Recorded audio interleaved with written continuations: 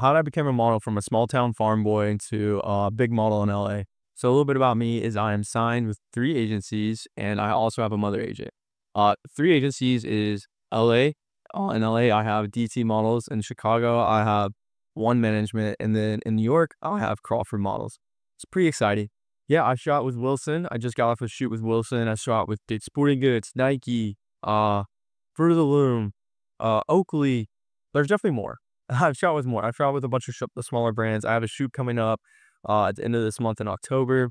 So I just wanted to talk a little bit about how I became a model. So a little bit about me is I grew up in Georgia, in Cartersville, Georgia. I grew up in a super small town. To be honest, I wasn't really that confident or I didn't really believe in myself too much, but I was definitely like, okay, I can do more with my life than going to college. I was going to college at the time and I hated it. I was going to community college and I hated my every second of the day. And at that time, I was really into whitewater kayaking. I was really good at it. I was in the extreme sports side of it, but I got hurt really bad. I broke my leg in 3 spots, my tibia, and I had a full leg cast. So I was literally just like hobbling around with this like full leg cast every day. And I just hated it. I was not the person I wanted to be. I was stuck at home and I had this thought like, why am I here? Who am I? What's the point of even being alive? Like I got dark. Okay. We got really dark. And then I started reading a bunch of books about self-help and self-growth. And one of the books taught me was like doing stuff for yourself and doing stuff for your word. And that sounds so simple, but it was stuff like it said do big stuff and small stuff, and then your word will build your confidence. So for me, that was doing small things that I could do in my daily routine that I can do for the rest of my life. Even if I have a broken leg, even if I'm sick, even if I'm not feeling my best. And those small things were stuff like making my bed. That was brushing my teeth, which I know is so small, but like stuff that you just like wouldn't want to do that you say to yourself you want to do. Even stuff like journaling and reading. And I started journaling. I have my journal right here, and I would journal every single day, as long as I could. And I would just write to myself. I'd be like, "Good morning, Joey. Good to see you. Let's get today started." And I would talk about what I want with myself. And yeah, so I would say the first thing is to talk to yourself, love yourself, journal with yourself. Second is to get crystal clear on what you want. So that's what I was doing. I was getting crystal clear on what I wanted. Then after that, I moved to this mountain town after I healed up called Kernville. Super cool. I would do kayaking, raft guiding, and all this fun stuff. And that was sick. And I visited LA when I was out there because I drove all the way across from Georgia to Kernville. And when I drove across, I was like, this trip is the proof that I can do anything. If I can get this trip happening, stuff that like people never told me that I couldn't do. Like people in my small town are like, no, Joey, you can't go to Kernville. No, Joe, you can't go across the country. That's crazy. Well, I did it. I went across the country. Maybe I'm a little crazy, but I went across the country and I did it, and it was a lot of fun. So I stayed in that mountain town and I visited a family friend that I have out here. And when I did that, I was like, okay, LA's sick. That's where I want to go to next. And I had no idea like what I wanted to do. Keep in mind, I dropped out of college. I was like, yeah, I don't know what I want to do, but I do know I want to move to LA next. And I do know in the back of my mind, I want to model.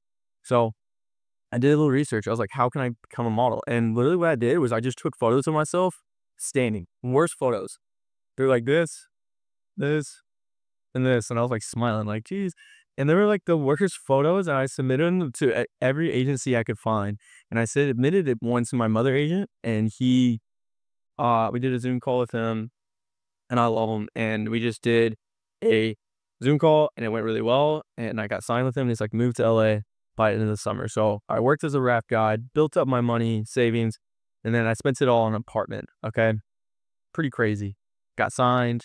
I moved to LA. I was like, my goal was like, oh, I have to move to LA by my birthday. Remember what I said?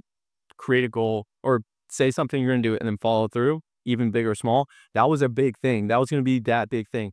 Get to LA by my birthday. If I can do that, then LA is going to be right for me. I didn't get to LA by my birthday. I got there 2 weeks after my birthday, so I'll take that. I went home to Georgia for my birthday. I flew back, and then I visited my family. First time seeing them after being away for 5 months for the first time in my entire life, being that far away, being that distance from them. And that helped me. That helped me being away from them. It helped me like think for myself, budget my money, make my own money, pay my rent, cook for myself, do my laundry. You know, I had to learn how to do everything for myself, and that was such a good thing to do.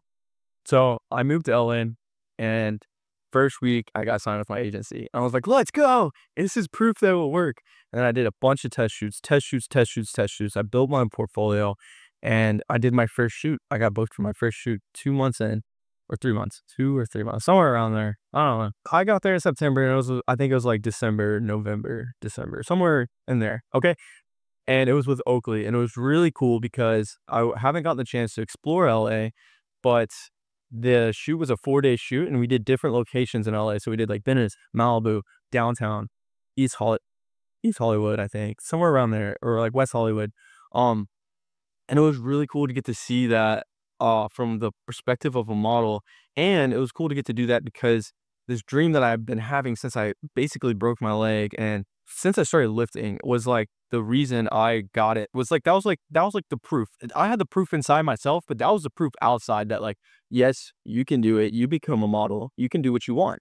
You can do what you put your mind to. And I did that. And it was an amazing feeling. And I did that. So from there, I just started shooting as much as I can. Test shoots, photographers, reaching out to my agent and be like, what's some stuff we can do to update my book? What's some photographers? And I would do crazy stuff. Like I was making barely any money. I was working at a ramen shop and I started investing in photographers. I would spend $1,000 and I had Brett do 2 weeks from now. I'm like, I'm not going to make 1,000. Like I'm gonna make $500. And that pushed me to not only shoot, but to believe in myself even more because I knew that and learn about just like investing when the time is right. And that taught me to jump in and like push myself to do that. And it also got me in front of the camera more. And that was a big thing. Like I had confidence in myself that I knew I could become a model, but I didn't have confidence in front of the camera. They'd be like, pose. I'm like, just like that. So I didn't know what to do. So I started learning poses. I would study like models online and see how they pose and stuff like that. At that same time, I started posting on social media, and that helped me pop off a little bit. And from there, I not only got signed with 2 other agencies, I also started working as a personal trainer at this gym. That was really fun because I learned to communicate with people. I've learned to build connections, and I just learned that I got to help people in the way that I wanted to help people. Because my goal too was not only to become a model and to prove to myself it's possible, but to show that it's possible and to help people that want it for themselves, to help people out of that bad spot that I was in when I broke my leg. And yeah, that was pretty cool to get to do that. And then I started working at this gym and I realized working at a gym sucks. I loved doing it, but it sucks. So I started taking on private clients because my apartment had a gym. My apartment had a gym and it was fun to get to do that. And I started making my own money. And then I tried to branch off and do that on my own. And I did. And then I got moved apartments and I'm at where I'm at right now. And I have a set of clients and they all basically pay my bills and I get to yell at them. So that's fun. With modeling, it's been cool because I've been taking risks like buying photography, like shooting with photographers. I did this shoot in New York and I wasn't even booked for it, but I knew like I needed to go to New York and I went to New York, met with my agency and then got booked out there and it worked. And then now I'm getting booked in Chicago, New York, LA. And this year, so I've been doing modeling for about 3 years now. This is flash forward 3 years. This has been the first year where I've completely almost worked every single month. Now, I'm not saying I've worked every single month, but I've probably worked every other month, or like I wouldn't work on like a month, but then the next month I'll work twice. So I would push that back and be like, yeah, I worked every single month. But yeah, it was cool to get to do that. And it was some challenges. Some of the challenges were adjusting to LA. Like the LA culture is so different than Georgia culture. People are not what they seem to be. People are rude and selfish, but you can't let that shine. You can't let your shine that you have and your dream that you have or your goals that you have in life be pushed around or put down by other people. Second thing that was happening was LA is expensive. So I really had to learn to go from a ramen shop. So like I was working at a ramen shop to being able to and like struggling paycheck to paycheck. There was times where I had $5 in my account, I had rent that was due, and I had like $1,000 in debt, $2,000 in debt, and I'm like, I don't know what I'm gonna do. Like I don't know, but I figured it out, and that helps a lot. And just learning the patience. Another thing is patience. So nothing will ever happen overnight. A lot of this stuff is dreams that's been incubating or developing over time, and it has to do that. It has to like develop over time. It has to come over time. Like it's rare that like something is booked next day. It's rare that something happens overnight. So most of this is something that builds over time. Thirdly, I notice is like just setting the small goals. So I always set small goals. So like when I'm about to go home to Georgia, oh, I'm going home in a month. Okay, well, I have to get this many clients. I have to get booked at least once. And I might not get booked or get 10 clients right before I go home to Georgia, but I'll get to 8 clients before I go to Georgia and I'll get booked right after when I come back. It's always those small things. You put it out there, it's going to happen. Okay, finally, what I would say is have a hobby that will bring you joy, that grounds you, that humbles you.